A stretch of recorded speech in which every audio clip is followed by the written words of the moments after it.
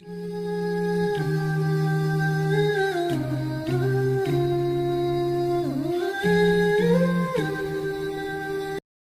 keliru dan menyikapi kekeliruan orang lain.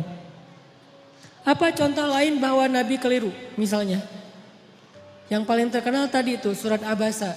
Abasa wa tawalla an ja'ahul a'ma. Satu paragraf, setengah surat isinya adalah teguran kepada Nabi, bayangin.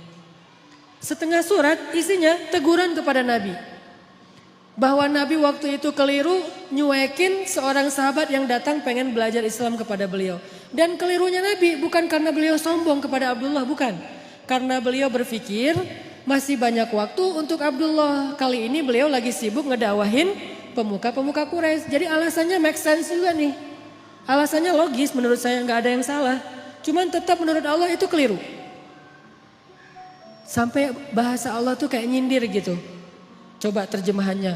Abasa wa tawalla. Dia bermasa muka dan berpaling.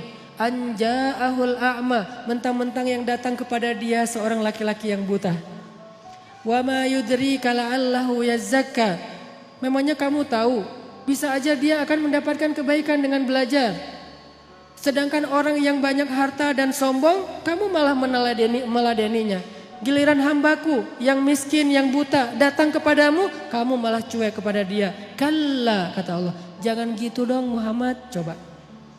Kalla kan artinya bukan sekali-kali tidak ya. Dalam konteks ayat ini, arti kalla jangan gitu dong. Kalla, innaha tadhkirah faman sya'a dzakarah. Jangan gitu dong Muhammad, ini kan pelajaran untuk orang yang menginginkannya, kamu kasih pelajaran itu. Nabi ditegur sama Allah Subhanahu wa taala dengan bahasa sindiran, dan itu kayaknya kalau kita ditegur kayak gitu gimana perasaannya tuh? Bayangin seorang ustadz, seorang guru pondok pesantren, kiai besar, pemilik pesantren yang selama ini tuh ceramah menasihati murid-muridnya, tiba-tiba suatu saat dimarahi oleh orang lain gara-gara beliau keliru di depan umum. Kira-kira gimana perasaannya? Malu kan? Kalau dia gengsi, Nabi nggak malu. Bukti Nabi nggak malu apa? Ayat itu kemudian dibacakan oleh Nabi kepada para sahabat. Abdullah udah pulang karena Nabi bermasa muka. Tiba-tiba turun ayat surat Abasa. Nabi mengejar Abdullah, ngumpulin sahabat. Terus Nabi bilang, telah turun kepadaku satu ayat. Maukah kalian mendengarkannya? Mau ya Rasulullah. Sahabat semangat mendengarkan Al-Quran.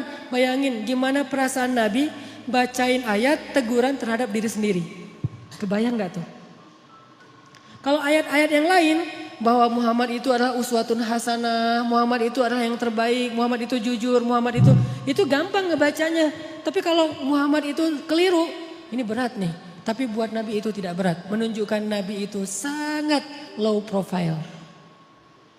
Bayangin kumpulin sahabat satu masjid, terus Nabi bacain Abasa wa tawalla an ja'ahul a'ma wa ma yudrika la'allahu yazzakka. Sahabat pada toel-toel, siapa yang dimaksud? Nabi. Oh Nabi, pada gak enak hati kan sahabat juga dengerin. Oh jadi ceritanya Nabi lagi dimarahin Allah. Ya rame di antara sahabat. Nabi bacain ayat tentang diri beliau sendiri lagi ditegur sama Allah. Bahkan ketika seorang sahabat Abdullah bin Umi Maktum datang, Nabi langsung buka sorban. Untung dulu gak ada kupluk kali ya. Nabi buka sorban, langsung dibentangkan sorbannya. Terus Nabi bilang, selamat datang orang yang karena dia saya ditegur oleh Allah Subhanahu Wa Taala. Ini uswatun hasanah. Selamat datang orang yang karena dia saya ditegur oleh Allah Subhanahu Wa Taala. Lihat betapa besar hati Rasulullah Sallallahu Alaihi Wasallam.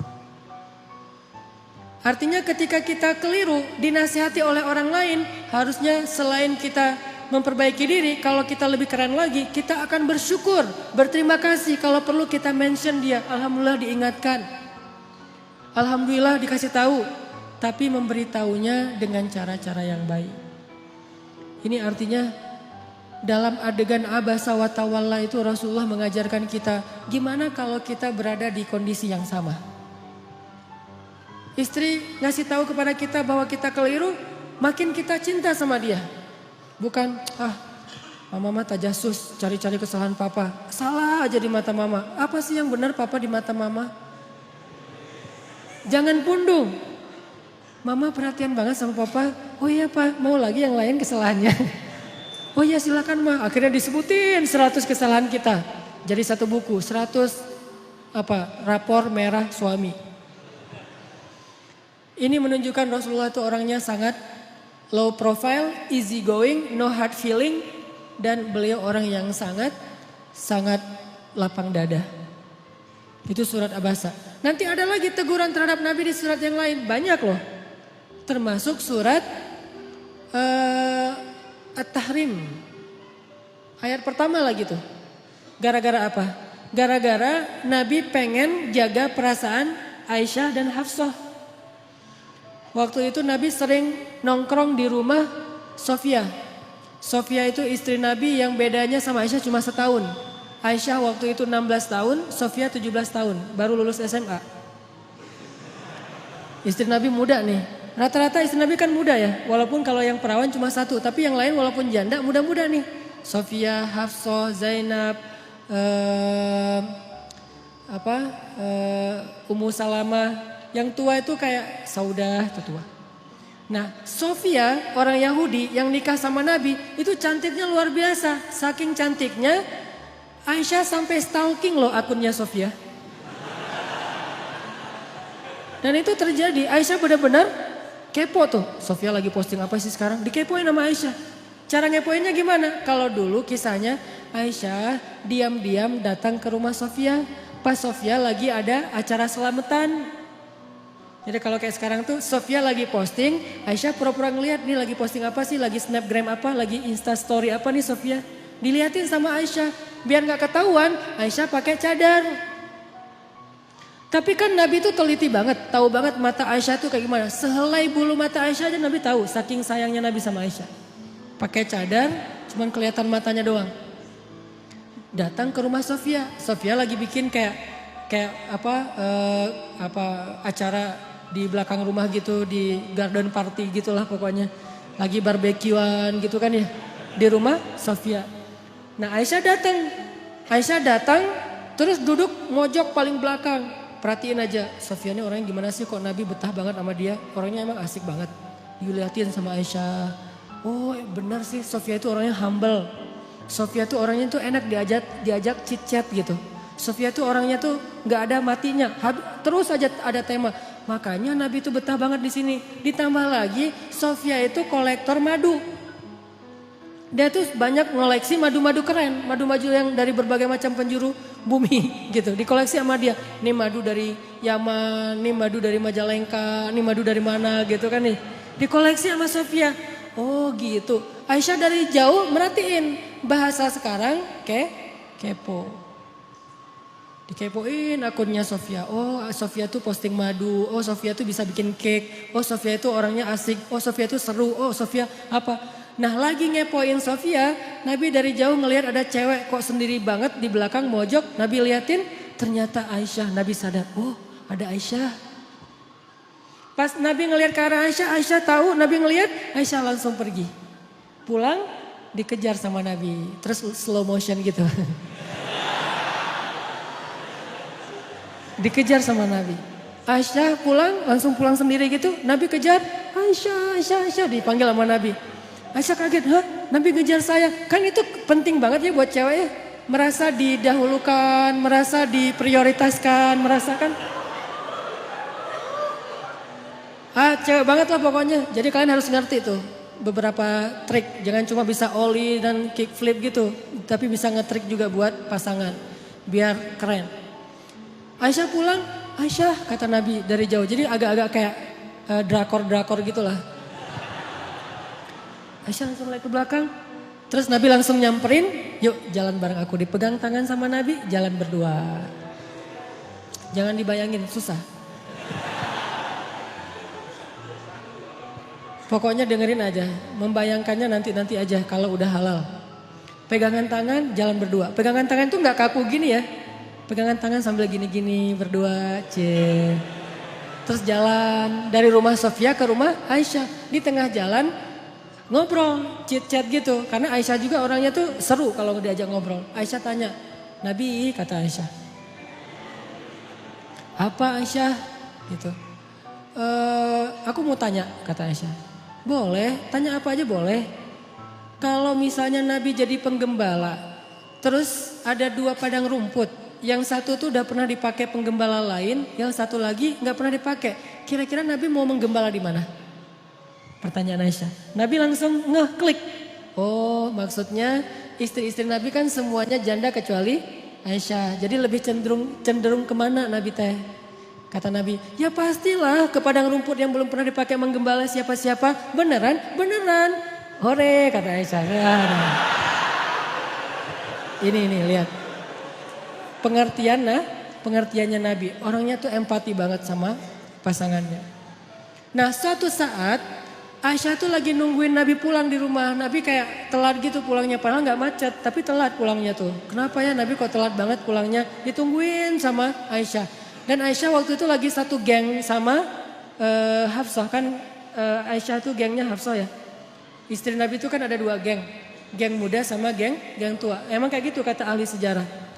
Makanya baca sirah, kita akan tahu lebih banyak hal luar biasa tentang Rasulullah.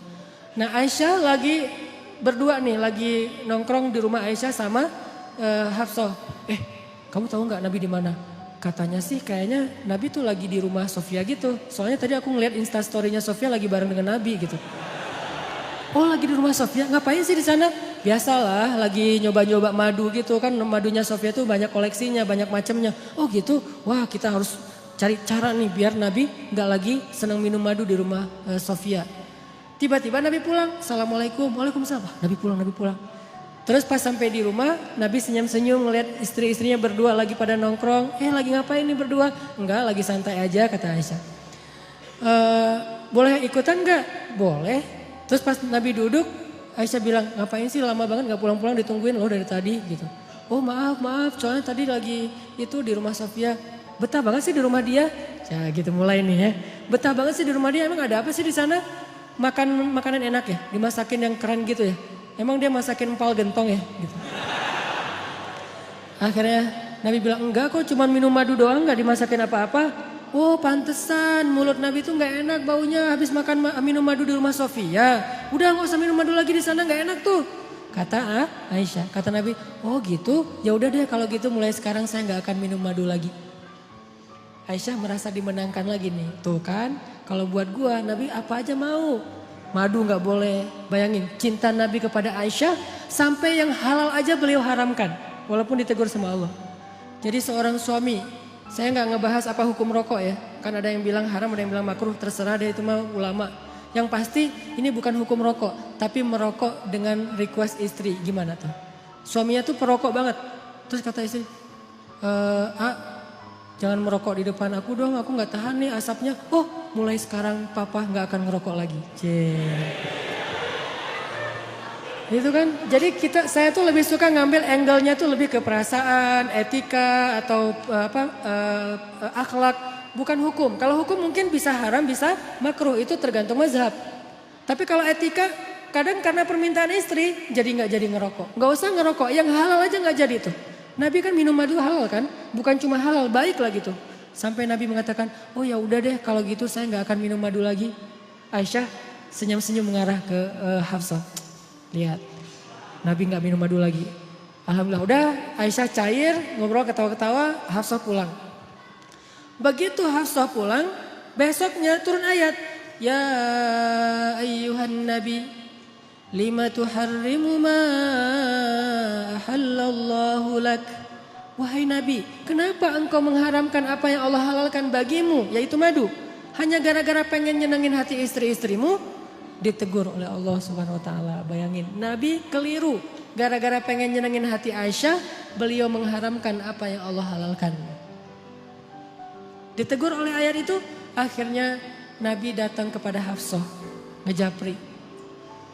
Hafsah, ternyata Allah gak rela madu itu diharamkan. Saya baru dapat ayat nih, surat At-Tahrim ayat 1, surat 66.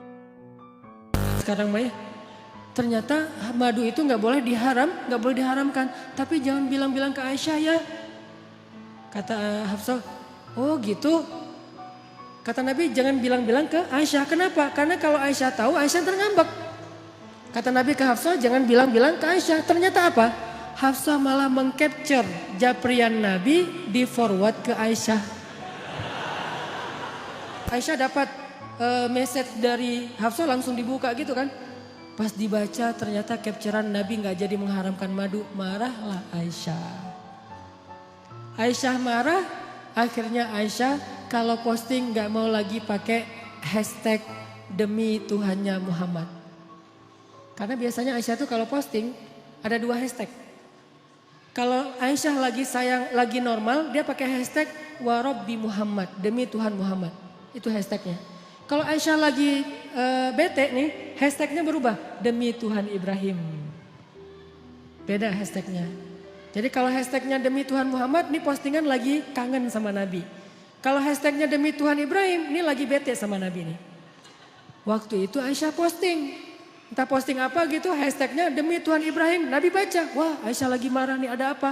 Nabi datang, sebelum Nabi ketemu Aisyah, Allah langsung DM Nabi. Kata Allah, ya Muhammad, ternyata Hafsah sudah mengcapture chat kamu itu kepada Aisyah. Sehingga sekarang Aisyah dan Hafsah itu bersekongkol untuk marah sama kamu. Begitu Nabi datang, Nabi langsung bilang ke Hafsah, Aisyah kenapa kamu capture? Kenapa kamu kasih tahu kepada Aisyah? Hafsah kaget, ya Rasul tahu dari mana? Aisyah kasih tahu ya? Kata Aisyah, enggak saya enggak kasih tahu. Terus tahu dari mana? Kata Nabi, Allah yang ngasih tahu kepada saya. Turun lagi ayat berikutnya, khusus buat Aisyah sama Hafsah. @Aisyah dan @Hafsah_Umar bin Khattab. Apa captionnya? Wahai istri-istri Nabi, kalau kalian masih terus menyakiti Nabi dan tidak bertaubat dan minta maaf kepada Nabi, maka Allah akan menceraikan kalian dengan Nabi dengan cara baik-baik. Lalu Allah akan menggantikan untuk Nabi istri yang lebih baik dari kalian, lebih solehah dari kalian, lebih cantik dari kalian dan seterusnya dan seterusnya. Langsung Aisyah dan Hafsah datang kepada Nabi minta maaf dan kemudian selesai urusannya. Pelajarannya apa di sini? Nabi juga kadang-kadang gara-gara ngikutin perasaan keluarganya, istrinya sampai melakukan kekeliruan. Bukan karena berbuat dosa. Tapi kemudian apakah Nabi mau memperbaiki? Mau memperbaiki, langsung ngasih tahu kepada Hafsah aku salah nih, ternyata gak boleh mengharamkan madu. Gak ada rasa gengsinya. Itulah uswatun hasanah pada diri Rasulullah. Dan ada yang lebih berat. Teguran Allah kepada Nabi dalam kasus tawanan perang di surat Al-Anfal. Ini lebih berat lagi nih. Ayat 67 nanti cek deh di rumah. Itu ayat teguran dari Allah kepada Nabi gara-gara Nabi keliru dalam mengambil keputusan. Habis selesai perang Badar ada tawanan. Termasuk salah satu tawanan waktu itu Suhel. Suhel itu kayak medsosnya sahabat. Dia tuh selebgram. Ditawan. Terus kan Nabi ini perang pertama nih dalam Islam. Belum tahu ini mau diapain nih tawanan-tawanan perang.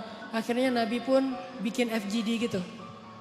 FGD-nya Nabi, Abu Bakar, Umar dan Ibnu Rawahah.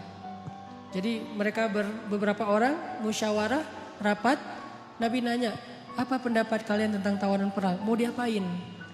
Abu Bakar angkat tangan. Menurut saya ya Rasul, kata Abu Bakar, kita tebus. Kalau keluarganya orang kaya, maka keluarganya menebus dengan harta. Kalau keluarganya orang miskin, maka ditebus dengan seorang laki-laki yang bisa baca tulis dan mengajarkan putra-putri kita baca tulis di Madinah. Ini kan produktif ya, ide yang bagus nih. Oh gitu. Umar bilang, saya gak setuju. Terus apa pendapat kamu? Ya Rasulullah, mereka itu musuh-musuh Allah. Jangan dibiarkan mereka hidup, kita bunuh. Hukuman mati, karena ini masih dalam hukum militer, hukum perang. Maka tawanan perang dibunuh ya Rasul. Tidak ada kesempatan buat musuh-musuh Allah hari ini ya Rasulullah. Nabi senyum-senyum. Terus Ibnu Rawahah, menurut saya ya Rasulullah, apa Ibnu Rawahah? Kita gali parit, kita masukin mereka ke dalamnya, lalu kita bakar mereka hidup-hidup. Tapi jangan menjudge Ibnu Rawahah ya. Karena Ibnu Rawahah ini punya cerita panjang di Mekah kayak gimana. Gimana dia tuh luar biasa disakiti. Jadi wajar kalau orang emosional. Akhirnya Rasulullah komen. Kata Rasulullah, sesungguhnya Allah menjadikan hati seseorang itu lebih lembut daripada agar-agar. Atau lebih lembut daripada kayak yogurt gitu. Susu yang dikentelin. Dan sesungguhnya Allah menjadikan hati seseorang kadang lebih keras daripada batu. Engkau wahai Abu Bakar, kata Rasulullah, engkau itu seperti Ibrahim. Engkau wahai Umar, engkau itu seperti Musa. Engkau itu seperti Nuh. Sedangkan Abu Bakar, engkau seperti Ibrahim, seperti Isa. Dua nabi masing-masing dimisalkan untuk mereka. Ini artinya nabi itu menghargai pendapat orang. Engkau wahai Abu Bakar seperti Ibrahim dan seperti Isa. Gimana Ibrahim dan Isa? Memaafkan. Ketika ayahnya pengen mengusir Ibrahim, apa kata Ibrahim? Qala salamun alaik, sa'astaghfiru laka rabbi innahu kana bi hafiyya. Keselamatan bagimu wahai ayah. Padahal ayahnya udah zalim sama dia, tapi masih didoain kebaikan. Saya akan berdoa kepada Allah supaya Allah mengampuni dosa-dosa ayah. Itu Ibrahim. Isa juga kayak gitu, memaafkan murid-muridnya yang melakukan kesalahan. Engkau wahai Abu Bakar seperti Ibrahim dan Isa. Sedangkan Umar seperti Nuh dan Musa. Gimana Nuh? Ketika orang-orang sudah zalim, sudah syirik kepada Allah, Nuh berdoa, ya Allah, hancurkanlah orang-orang kafir itu sehancur-hancurnya. Sampai keturunan mereka, jangan engkau biarkan mereka hidup di muka bumi dan membuat kerusakan. Musa, ketika orang Bani Israel menyembah anak sapi, Musa pulang, maka dihukum mati mereka satu persatu kan? Ini Umar seperti Nuh dan Musa. Tapi kalau Ibnu Rawaha Nabi gak komen. Diimamin aja, gak usah di like, gak usah di komen, biarin aja. Karena pendapatnya agak-agak sadis gitu kan. Dibakar hidup-hidup. Akhirnya setelah menghargai dua pendapat sahabat senior, Nabi mengambil salah satu di antara dua pendapat itu. Pendapat Abu Bakar As-Siddiq. Menurut saya kata Nabi, pendapat Abu Bakar lebih tepat. Ayo kita tebus dengan tawaran dengan harta ataupun guru baca tulis. Setelah selesai penebusan, turun ayat 67. Kata Allah, tidaklah pantas seorang nabi memiliki tawanan lalu menukarnya dengan harta duniawi. Kalau kamu menginginkan harta, aku berikan harta yang lebih dari itu, wahai Muhammad. Allah marah kepada Nabi. Ayat 67. Setelah ayat ini turun, Nabi bacain kepada Abu Bakar. Nabi dan Abu Bakar menangis seharian dari pagi sampai sore. Nangis. Kenapa nangis? Karena sedih, takut, taubat, menyesal kepada Allah Subhanahu wa taala. Ya Allah, ampunkan saya, kata Nabi, ampunkan saya. Abu Bakar juga gitu, nih gara-gara saya nih. Ya Rasulullah, ini ide saya. Rasulullah gak salah, saya yang salah. Berdua aja nangis tuh. Ini hebatnya Rasulullah. Inilah uswatun hasanah. Berdua nangis. Lagi nangis, Umar lewat. Umar ngelihat Abu Bakar dan Rasulullah nangis, Umar langsung diam. Tanya, ya Rasulullah, ya Abu Bakar, ma yubkikuma? Kenapa kalian berdua menangis? Kalau ada hubungannya dengan saya juga pengen ikut nangis. Nangis berjamaah. Apa kata Rasulullah? Ya Umar, seandainya hari ini Allah menurunkan azab di muka bumi, maka yang selamat cuman Umar bin Khattab. Lihat gimana Nabi menghargai Umar. Pendapat beliau dan Abu Bakar keliru, pendapat Umar yang benar, lebih tepat. Kemudian Nabi menghargai, seandainya hari ini turun azab di muka bumi, maka yang selamat adalah Umar bin Khattab. Nabi gak pernah merasa gengsi. Umar, kok Allah gitu banget sih? Kan saya yang Nabi, kenapa kamu yang benar? Padahal kan kalau mau tuh, Nabi tuh gak usah musyawarah loh. Tinggal minta aja, ya Allah nih tawanan perang mau diapain? Kata Allah, bunuh aja Muhammad. Ya udah bunuh. Kan gampang kan? Kenapa Nabi bermusyawarah? Kenapa Nabi gak minta wahyu aja? Karena kalau Nabi hanya meminta wahyu, maka kita tidak bisa meniru Nabi SAW. Kan kita gak dapat wahyu. Maka kita meniru Nabi dalam konteks ini adalah menyelesaikan masalah dengan cara musyawarah. Untuk mencari mufakat. Kalau keliru dalam musyawarah, jangan gengsi untuk mengakui. Yang benar, jangan merasa besar kepala. Umar coba, pas Nabi keliru ngomong kayak gitu, Umar gak bilang, tuh kan, saya bilang juga apa, Nabi sih gak mau dengar kata-kata saya, yang dengar Abu Bakar aja terus mentang-mentang soulmate. Enggak. Umar tuh gak besar kepala. Terus besok kalau ada pendapat lagi, nih ini pasti salah lagi nih, harus dengerin saya. Enggak, Umar gak pernah nyalahin Nabi. Dan ini juga uswatun hasanah. Jadi kalau kita dalam satu organisasi, suami istri, dimanapun, kadang-kadang kita udah musyawarah terus ngambil keputusan keliru. Maka yang tadi benar gak usah nandain. Tuh besok dengerin ya kalau saya ngomongin, enggak, besok musyawarah lagi. Bisa diambil, bisa ditinggalkan pendapat kita. Semua ini adalah uswatun hasanah. Mudah-mudahan teman-teman di sini kita belajar banyak hal. Belajar lapang dada, belajar low profile, belajar tawadu, belajar nggak gengsi, belajar biasa aja, nggak usah merasa besar kepala kalau kita pas lagi benar, lagi tepat. Belajar berdamai dengan pendapat yang berbeda. Belajar untuk memperbaiki kesalahan walaupun yang memberitahunya itu seorang budak dari Habasyah. Belajar berperilaku lebih elegan. Karena semua kita adalah manusia, maka semua kita punya peluang yang sama dalam melakukan